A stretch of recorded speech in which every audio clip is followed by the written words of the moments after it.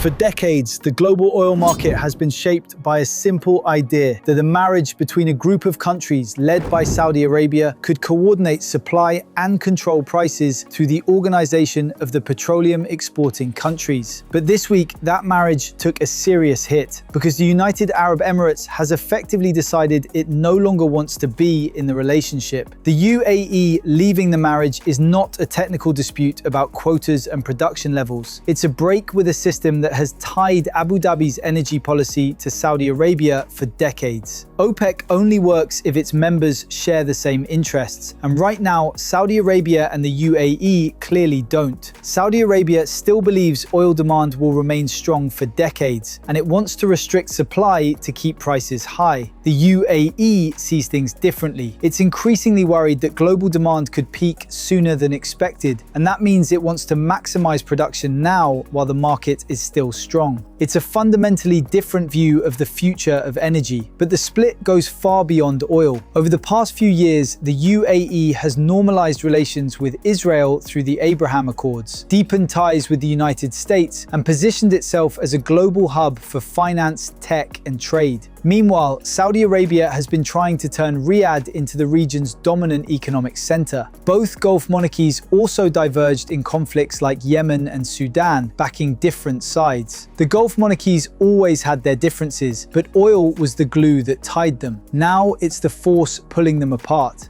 China has announced it will scrap tariffs for all African countries in a move analysts are saying is Beijing seizing the chance to enhance its soft power. China has long presented herself as a leader of the global south and someone that doesn't have an imperial policy towards the resource-rich continent. China has for long positioned itself as a reliable trade partner compared to the oppressive Western nations. Trade between both is around £300 billion, with Africa's exports to China being dominated by minerals and raw materials such as crude oil and metallic ores. China exports mostly machinery and electronics. China's main trading partners in the region include Angola, driven primarily by oil, the Democratic Republic of Congo, and South Africa. The only African nation not concluded is Eswatini, who maintains ties with Taiwan. Africa has become a key region of competition between the US and China, with most of the continent's nations' main trade partner being China. China appears to be edging out the global superpower from the resource-rich continent.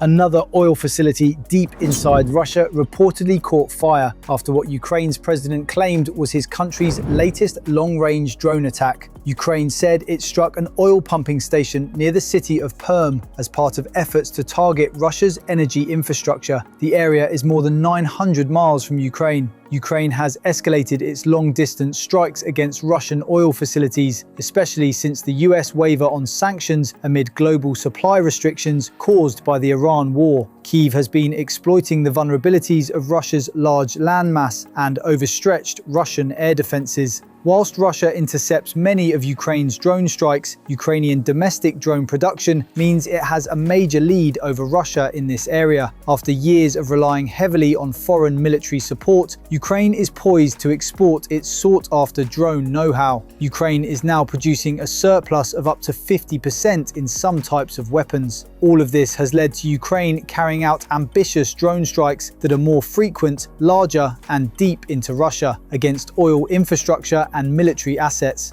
In March, Reuters estimated that around 40% of Russia's oil export capacity was temporarily halted due to Ukraine's drone war. With Ukraine trying to hold ground in the ground war, its air strategy is the only area Ukraine has been able to impose costs on Russia. Whether this can turn the tide of the war and impose major costs on Russia's invasion of Ukraine remains to be seen.